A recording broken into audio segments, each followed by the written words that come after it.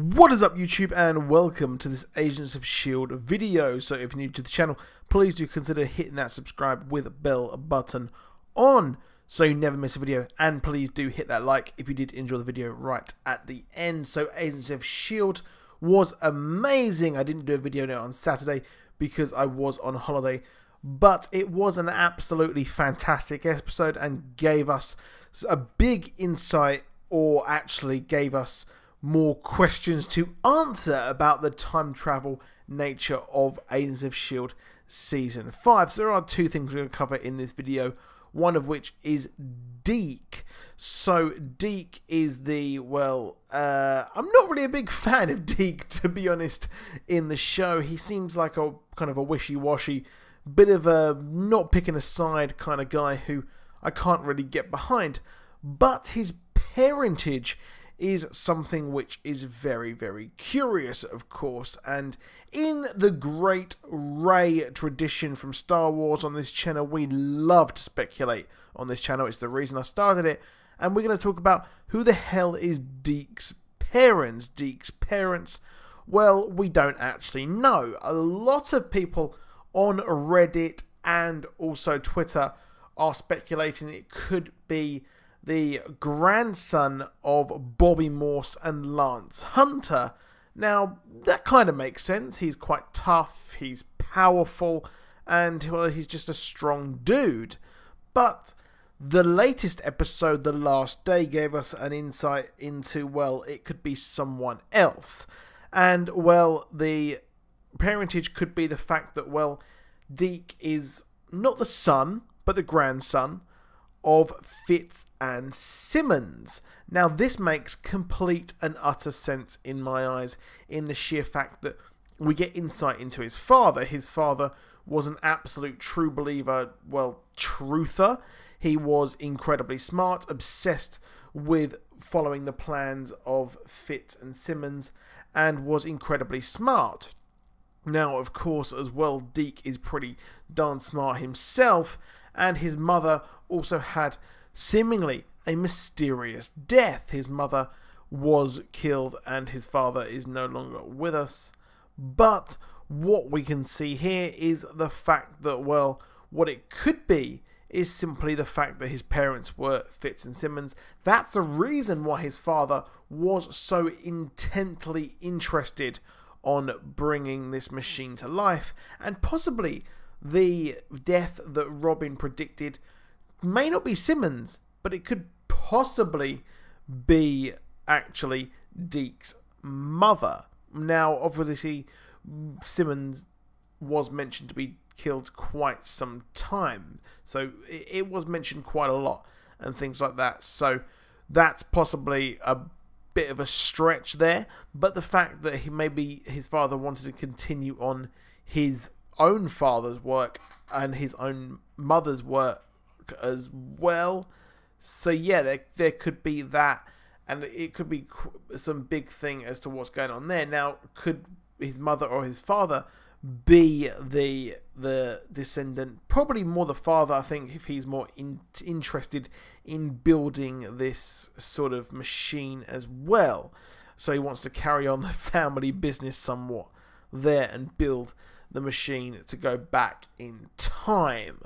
So I think that's what we get in here as well. So let's take a look at the timeline as well of Agents of S.H.I.E.L.D. because it's incredibly complicated here. So our first timeline that we've got, I'm going to call this timeline A, and this is Agents of S.H.I.E.L.D. main timeline that we've had so far. So the agents are actually sent through time using the monolith at the behest of the true believers, and they are sent right forward in time, obviously without Fitz, because it was in the diner that this actually happened. So the people in the diner were sent to the future. This is their own timeline. So this is technically not a timeline, but they are essentially making their own split. So what they've done now is they've gone to the future in the 2090, so 2091 they've headed to the future. They are just chilling out here. Well, I say chilling out, they've had quite a lot of trouble in the future here, they eventually regroup and head towards the surface of the Earth. Now they're on the Earth, and well, they finally catch up with Robin, who then informs them that this is indeed the last day. So then this is the new timeline. Robin is now dead, and well, they are now, well, kind of screwed because they don't have anyone to tell them what is actually going on. Nothing. They have no clue about the future now, and this is essentially the last day, because this is the last day that they actually have any kind of indication as to what is going on. And it's the last day because possibly it's the last day of, well, normality, except in this new timeline everything's screwed up anyway. Now we have the other timeline. We have the 2018 sort of timeline where we actually see the group go forward. So they have Robin and they head to the lighthouse. So we have the group head into the lighthouse and Daisy is left on her own. Now what happens is she's never seen again, and an earthquake actually happens and proceeds to destroy the Earth. And then a gravity storm actually happens, and then the Zephyr crashes and they're at the lighthouse.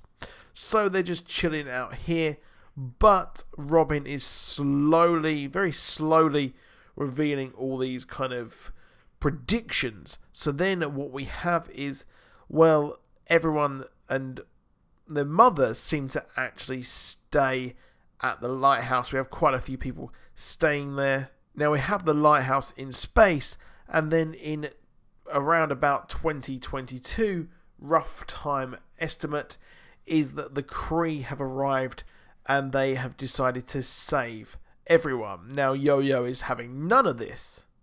Now in 2022, Fitz and Simmons are working on their time machine and they just cannot seem to get this to work whatsoever. And then we have the father of Deke actually working and continue on these plans, and then that is that. We head into 2091. Now, of course, the idea that Deke is the descendant of Fitz and Simmons is the fact that we actually have the framework as well. He seemingly naturally is able to rebuild all of the technology, and possibly, in my opinion, he could be the one who ends up fixing this time machine as well. So we're heading to 2091, and the Agents of S.H.I.E.L.D. have turned up in 2091. So that's timeline 2, technically. So we've got 2 timelines seemingly running parallel. One where the agents didn't go into the future, or possibly one where they've gone into the future and then come back. So yeah, as I said, it's pretty complicated. So just some absolutely Marvel news. As I was editing this video, we actually had breaking news on Twitter just a couple of minutes ago that the set photos of Captain Marvel have been released. Captain Marvel is now filming, which a few people did not expect to be filming for quite some time, a couple of months at least. But Brie Larson is actually on set, and she is wearing a brand new suit. So this is the first time we've actually seen Brie Larson on set wearing her Captain Marvel suit. And yes, it's green. What? That is a lot different, obviously, to her iconic red suit that she has, her sort of red and blue iconic suit, which I have to say, I'm not a big fan of Captain Marvel, but she does have a pretty badass look and suit, to be honest. Now, you may be wondering, why have they changed this? You could say that maybe they're going to add some effects in post. Obviously, green screen, that sort of thing, that is an idea. But obviously, Captain Marvel, the original Marvel, had a green suit. So the original dude actually had that suit. So it looks like they are signifying this, and they're having her original Kree suit as well. And Carol Danvers actually had this suit as well. So big stuff there. Over the weekend, we actually had Kobe Smulders and Samuel Jackson spotted in Atlanta, I think it was, and they were filming some sort of scene which we were presuming would be Captain Marvel, and well, it is. It pretty much is. Now, they could simply just be there filming a present day scene for Infinity War or something like that, which would be really, really cool. So that could be another thing that they could be doing. But this suit, I'm not really a fan of it. I don't like the green or whatever.